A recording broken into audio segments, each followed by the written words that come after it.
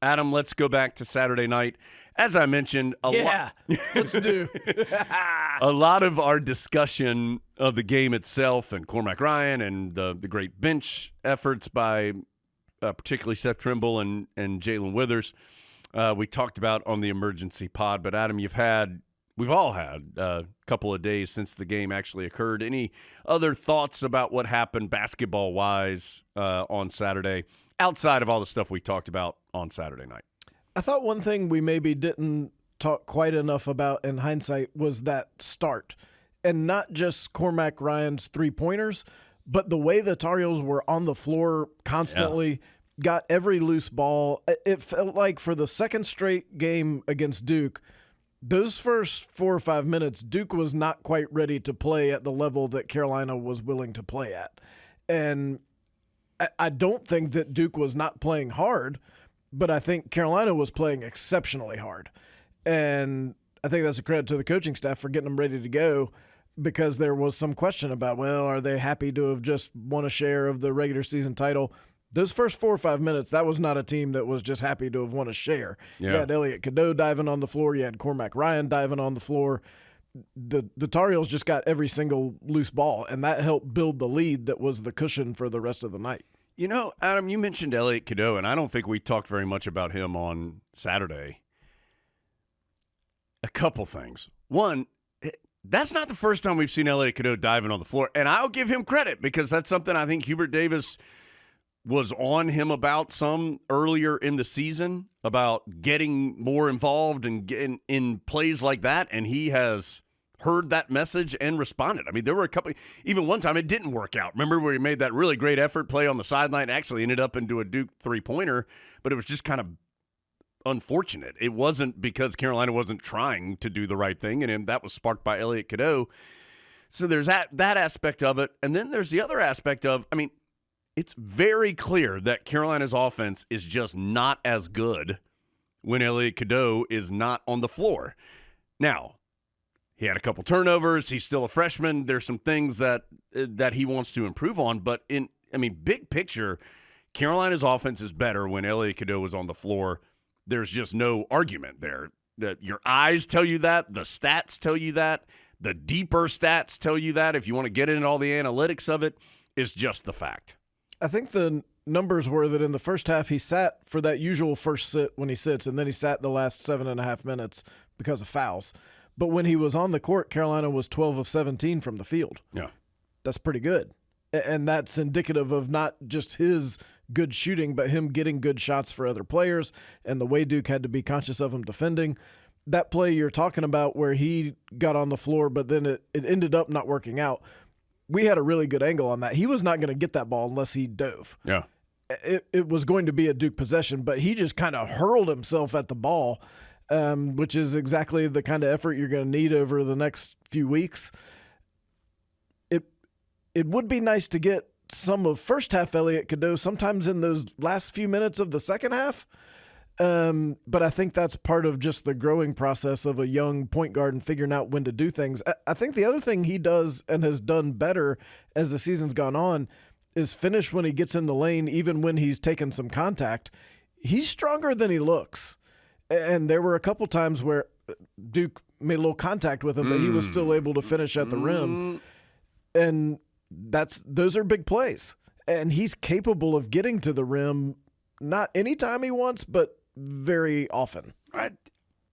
Yes, and that is with a lot of times players playing off him a little bit, because I still don't think that they feel as though his jump shot is consistent enough to get up on him when he has the ball, and he's still able to get by people a fair amount. So his maturation has been fun to watch, and his importance to Carolina, I don't think there's any question. The one thing, if I could just make one thing go away, it's maybe the twice per game where a possession just gets a little lazy. He had the pass that Proctor stole and dunked, and then there was another one later in the game where it just, you could tell he just wasn't quite as sharp as he normally is. And that's what I think Marcus Page has been trying to impress upon him, is that at this time of year, you just can't afford to do that, because that might be the possession that decides the game. I know we talked about Carolina's bench some, Adam. I don't think I know we didn't say this on Saturday, and I don't even think I realized it until I really looked at the box score with some time. Jalen Withers in 11 minutes had more rebounds than any player on Duke's team. He had 8 rebounds in 11 minutes. The highest rebounder for Duke, Filipowski and McCain, both had 7. So Jalen Withers in 11 minutes had more rebounds than any player on Duke. 4 of them were offensive. And in the stretch where Carolina was playing so great from the month of January, mid-December through the beginning of February, Jalen Withers was a big part of that. And I know we've said this before, but when you get an engaged Jalen Withers, it makes a difference. And Hubert Davis talked about it some in his full media press conference after the game. Just the level of athleticism that Trimble and Withers bring to the game, the versatility that they allow Carolina to have when they're out there. And, I mean, he just made a couple of plays. I mean, I'm sure Jalen Withers wants to play 35 minutes and shoot it a bunch and make a bunch of threes and do all this stuff. But right now, that version of Jalen Withers is incredibly valuable to Carolina to play good defense and get some rebounds, get a couple baskets around the rim, block the shot. Hey, that is a valuable part of Carolina's team. He was so impactful around the rim on both ends. The offensive rebounds on Carolina's offensive end, and if not blocking shots, which he sometimes did, challenging shots on the defensive end. And I think the thing with Jalen Withers is what you could tell him is if you're around the rim, if you're within like 3 feet of the rim, be as selfish as you want. Because you wouldn't normally tell a guy to be selfish, but there was that one play in the second half where he got the ball under the rim and you could tell like he wasn't quite sure if he should go back up with it. Go ahead. You're probably going to dunk on somebody. You're athletic enough to do it or get fouled. Get fouled where he's a good free throw shooter. So I think it's at the point where if he's going to play that aggressively and that well, if he gets the ball that close to the rim, do something with it. And you're not obligated to pass it back out. And defensively, be that same guy who – first of all, it's kind of tough to get around on the perimeter because he's very athletic, but if you are fortunate enough to get to the rim, is capable of blocking it even if you think you've got him beaten. He was a big, big asset.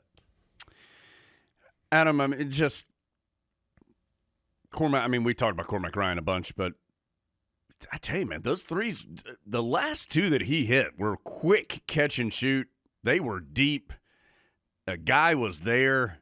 Those were big shots. And it was nice to see, and we talked about this some, but it was nice to see that as Duke got even more worried about him shooting those, they had to come out even a little tighter, which enabled him to get to the basket and if not make a basket, get to the free throw line where he was really good. I mean, you're not going to shoot like that from the perimeter all the time. But if you can make a couple, other teams are really worried about him, and he has that reputation, and he has the ability to do some other things. He wasn't just rimming them in either. I mean, no, it was these were right in the heart of the cup. I enjoyed that. Adam, anything else? Oh, one thing kind of sneakily that occurred, Carolina started the game 2 of 5 at the free throw line and then made its last 13 shots at the line. That was big. They ended up 15 of 18 at the stripe. So, and it wasn't just R.J. Davis. No, in fact, R.J. Davis, he didn't take a free throw. Cormac Ryan took 10 of them and made 9. Ingram was 4 of 5, which was good to see. Baycott made his only attempt, and Cadeau was 1 of 2. And I think Ingram made both ends of what felt like a big 1-and-1 when it felt like the Tar Heels needed to make this. And so, yeah, that was big.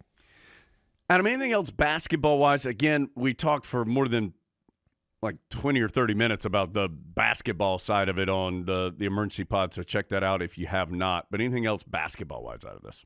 Kind of like we said after the first game, I, again, don't think Duke played badly. No, I don't think – I mean, as you referenced, I thought Carolina knocked them back a little bit at the beginning, but I thought – it's not like Duke was out there stinking it up and the Tar Heels took advantage. I thought they played decently well. It was a well-played game for the most part, and Carolina was just better.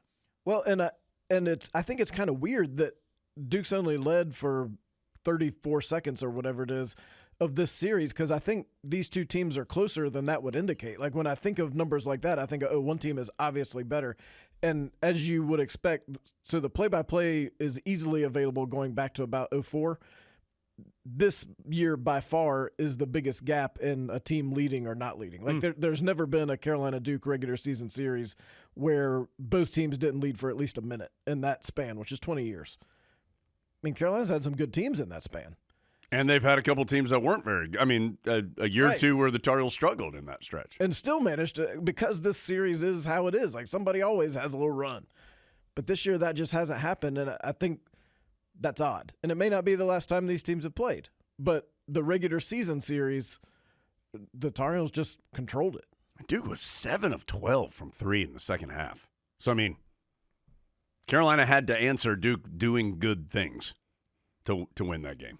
I do think Carolina really prepares well for Duke. Like, they have a good scout on Duke, and you could see it.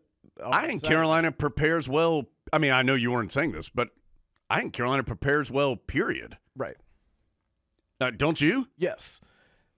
Maybe we can ask Hubert Davis when we check in with him. But, yeah, I mean, and for those who don't know, most people who listen probably do know, the Tar Heels divide up the scouts among the assistant coaches at the beginning of the year. And if you had Duke, for example, last year, you probably had Duke this year. And Marcus Page had a couple scouts this year. He talked about that with you on the radio show. And that doesn't mean Hubert Davis doesn't do anything, because he's there just sort of refining some of the points. But it's one assistant who's watching all the tape of that particular team.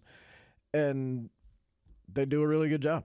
Tell you one other thing. This is veering off the road a little bit here, that I thought similar to what you're talking about.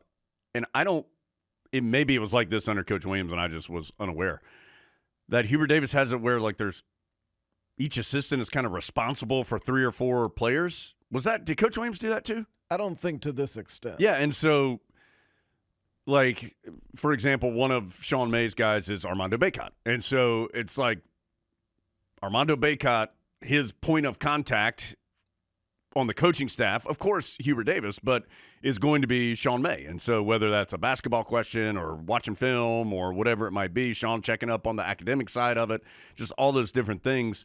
Each assistant has, again, 3 or 4 players each that they are specifically assigned to, which I thought was interesting. And I do think it's helped that the NCAA changed the rules this year. And Pat Sullivan and Marcus Page can have a voice coaching-wise. Have a larger role, yes. Which would have been Jackie Manuel last year, but this year that position is Marcus Page.